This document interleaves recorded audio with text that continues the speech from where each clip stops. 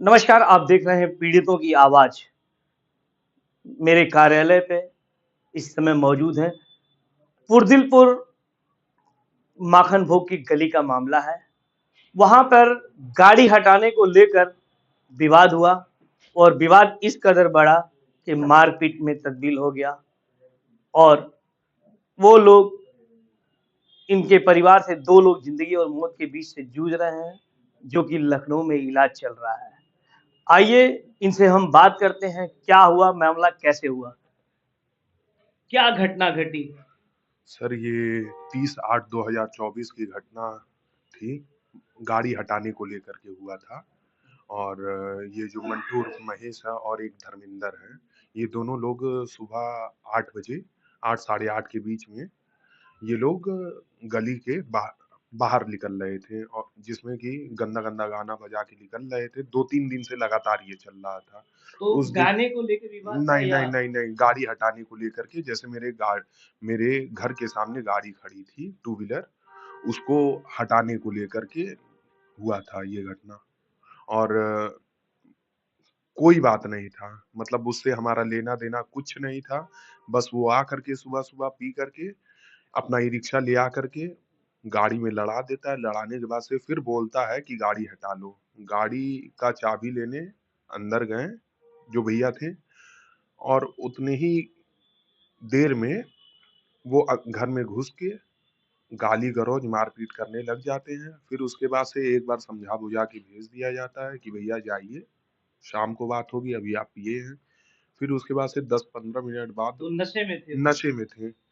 वो स्मैक का नशा करते हैं, जैसे नशे में एकदम धुत थे। फिर उसके बाद से 10 मिनट बाद वो लाठी-डंडे और 2-3 लोगों को साथ में लेकर के आते हैं। मारपीट होता है, मारपीट के अंतराल उनको चोट लग जाता है, लड़ने से। पोल में लड़े, चोट लग गया। फिर उसके बाद से एफआईआर हुआ, कोतवाली गए, एफआईआर हुआ, एफआईआर होने के बाद से फिर उसके बाद से शांति था।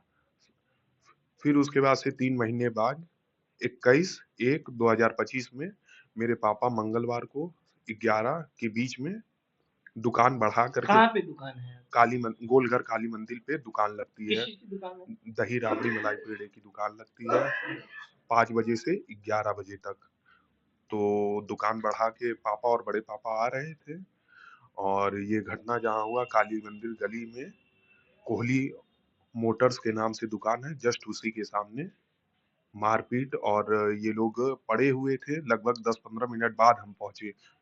पहुँचने के बाद से ये मालूम चला कि इन लोगों ने मंटू उर्फ महेश ने मारा है 2-3 लोगों के साथ मिल कर के।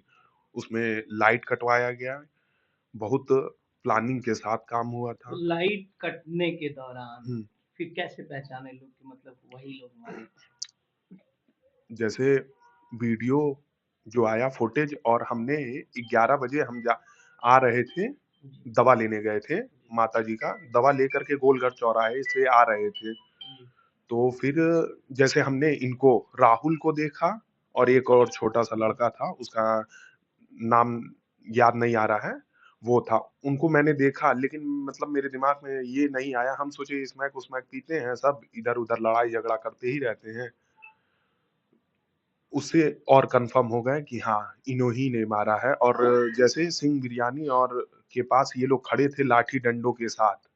हुँ, जैसे दोस्त ने मेरे बताया कि ये लोग खड़े थे उस जगह पूरे प्लान के साथ और ये बिजली विभाग में काम करता था राहुल उर्फ सोनकर जो हैं, ये बिजली विभाग में मीटर रीडर का काम करते थे। तो उस दिन उन्होंने फ़ोन करके हैंडल पे कहा कि पोल में आग लग गया है, लाइट काट दीजिए। तो वहाँ से लाइट कटा, लाइट कटने के बाद से ये लोगों ने मारा, अंधेरे का फ़ायदा उठा कर के। तो अभी आपके पिताजी और वो लोग कहाँ हैं मौके पे? अभी मेरे पिताजी तो लखनऊ ही हैं, एडमिट हैं। अच्छा, तो जब आप गोरखपुर में झगड़ा हुआ उसके बाद हॉस्पिटल ले गए? हुँ, हुँ, हुँ। हॉस्पिटल ले जाने के बाद फिर क्या हुआ?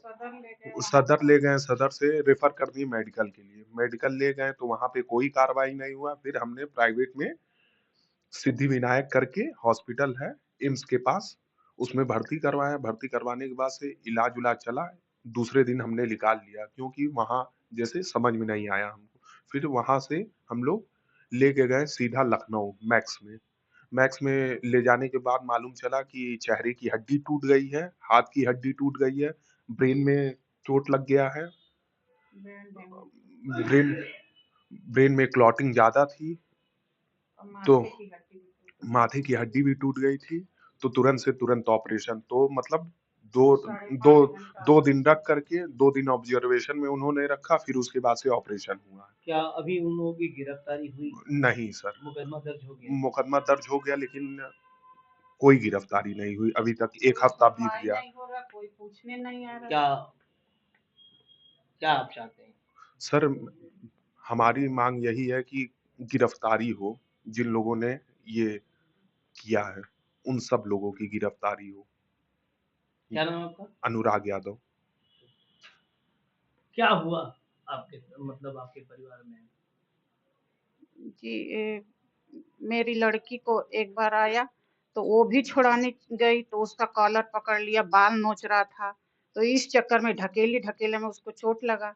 लेकिन वो हम लोग को जान से मारने का धमकी 2 लाख रुपया मांग रहा था किस लिए 2 लाख रुपए मांग रहा है? कि हम सुलह कर लेंगे 2 लाख रुपया। तो हम लोग कहे कोई गलती नहीं है तो हम क्यों पैसा दें। क्या चाहती हैं आप? हम यही चाहते हैं कि पुलिस जल्दी से जल्दी कार्रवाई करे और उन लोग को गिरफ्तार करे। क्या नाम है आपका? शोभा यादव।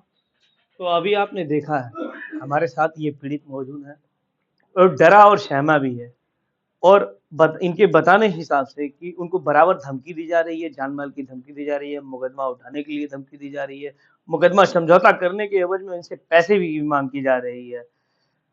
और आप हमारे साथ जो है बने रहें, पीड़ित की आवाज़ से अजय कुमार।